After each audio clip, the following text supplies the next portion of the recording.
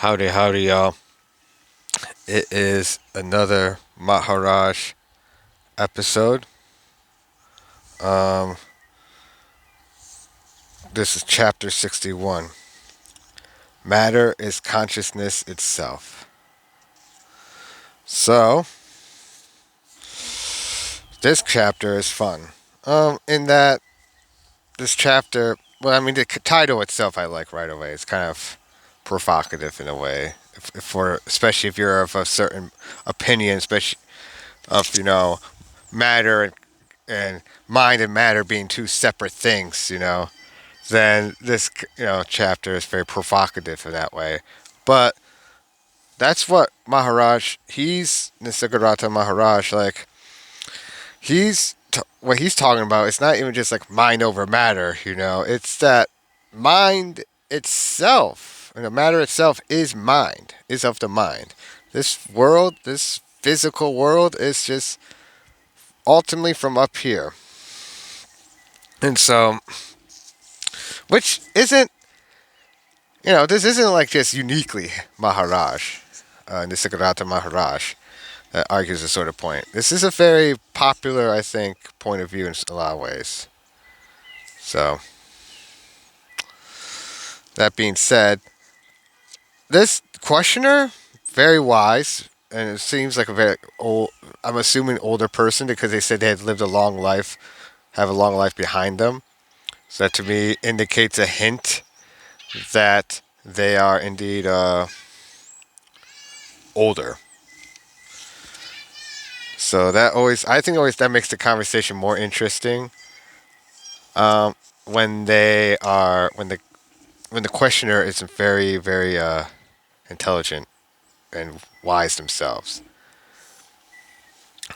I don't know, makes me kind of like just, it just makes me appreciate the conversation more.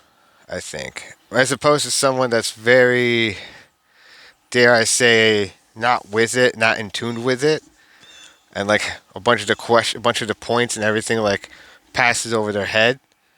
Like then that makes the conversation just like feel much more one-sided.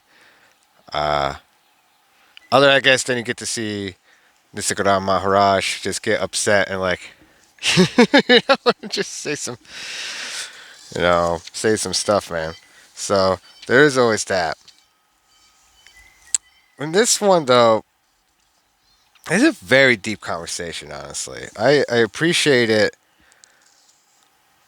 in that he, like Maharaj, Nisargadatta Maharaj still does what he does, argues the same points, but by the end, but he has to definitely work for it a lot more than normal.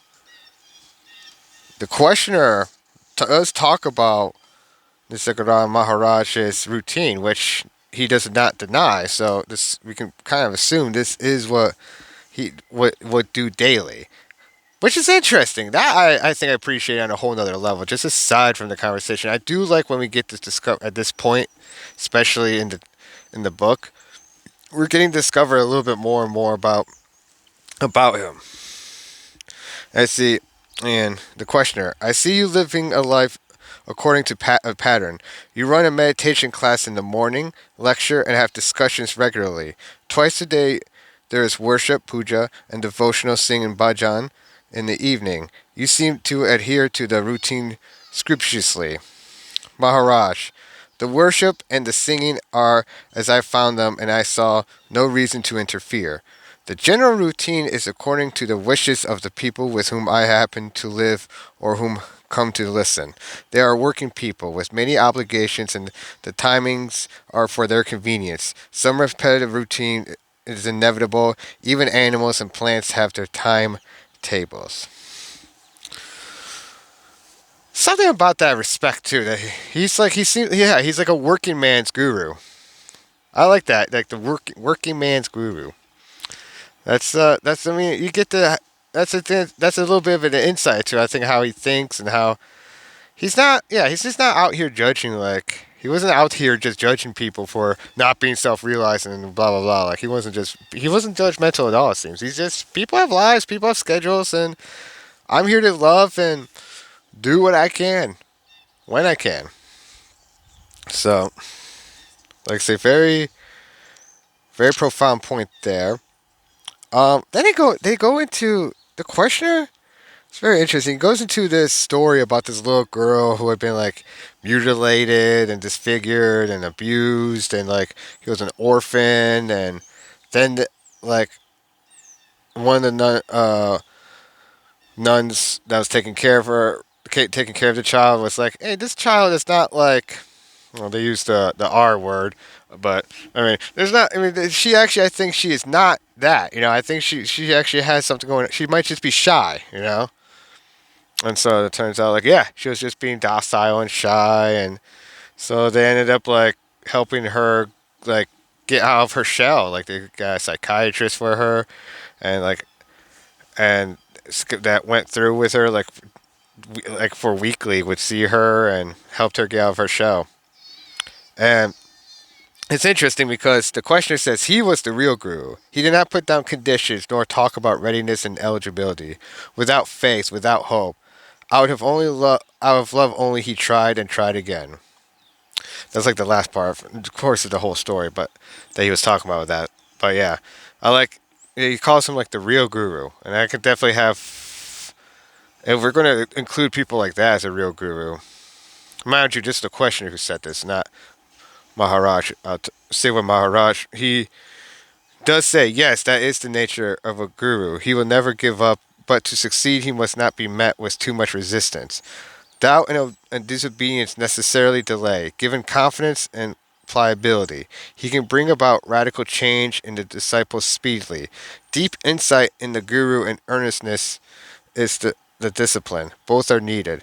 Whatever was her condition, the girl in your story suffered for a lack of earnestness in people. The most difficult are the intellectuals. They talk a lot but are not serious. What you call realization is a natural thing. When you're ready, your guru will be waiting. Sadhana is effortless. When the relationship with your teacher is right, you grow. Above all, trust him. You cannot he cannot mislead you. I mean, so it's like, yeah, that is what it is. It's more about, yeah, the guru is of this person of a certain persuasion, of a certain frequency. I kind of like to use the frequency and harmonies metaphors a lot personally. Um, he's not wrong about intellectuals. As one who I have a love hate relationship with intellectuals as well for that reason. Uh, they can just get silly. Intellectuals be a bit much at times. So too much information in the brain and stuff can be both a blessing and a curse. I think it's like a double-edged sword. I think of intellectuals, that's more of what it is. It's like a double-edged sword. You can do some nifty things with it, but boy, you can hurt yourself badly with that thing too if you're not careful. So let's go see. Oh, and then there's another interesting point in this conversation. Hunger. Let's see. Surely, when you are hungry, this is with the questioner.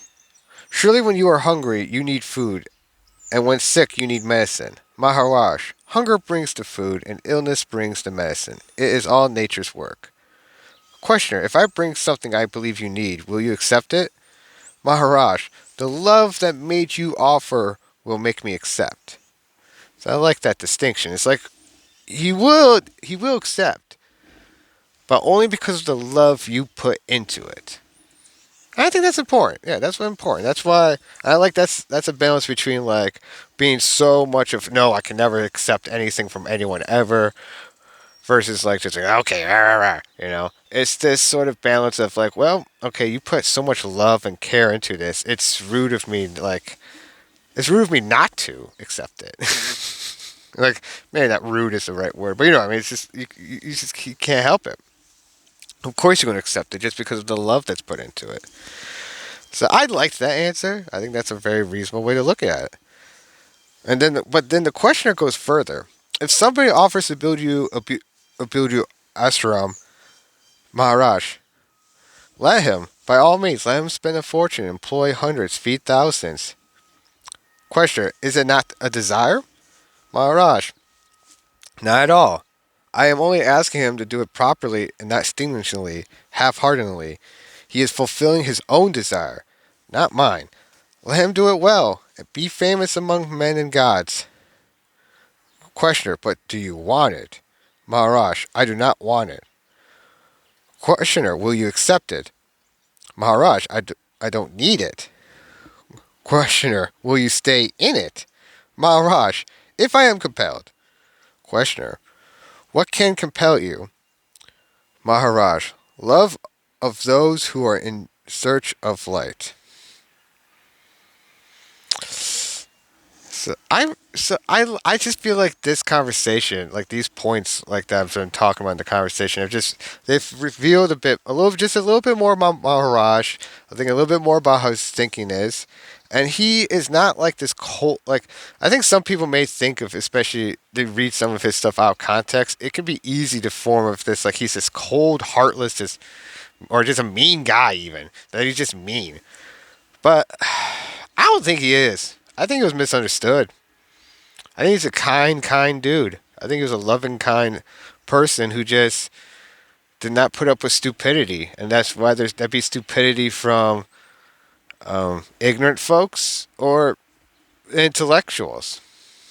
You know, and he definitely seemed like he was like a working man's, everyday man's, or woman's guru. So I respect that. I mean, how can you not? Who doesn't? Well, who can respect that? Um, and so I think I want to end with a few points. So the questioner, the last question they ask: can one believe himself to be realized and be mistaken? Maharaj, of course. The very idea I am realized is a mistake. There is no I am this, I am that in the natural state. So that is a very important. I think that is important ideas. Like you, because even just the statement "I am realized," "I am enlightened," that's just saying you're a this or a that, which, for no all intents and purposes, you're not. You just are. I am. You are. I don't know how to. Yeah. The I am that extends to you as well. Listening to this, and so luckily, this one actually has a Maharaj quote at the end. You know, I always love those quotes, and so I want to end the chapter by reading this quote, or end this episode, or whatever you want to call it. If you are earnest, you will find that in the end, you will get fed up with roaming and the regret the waste of energy and time. To find yourself, you need not take a single step. Do not rush into activity. Neither learning nor action can really help. It is not what you do, but what you stop doing that matters. Do nothing. Just be. In being, all happens naturally. And so, I think on that note, I'll just say, just try your best to be. Remember all the things that you are not, and it shall happen. It will happen. And so, I just want to say, peace be to peace to on you all, and Hare Krishna. Peace.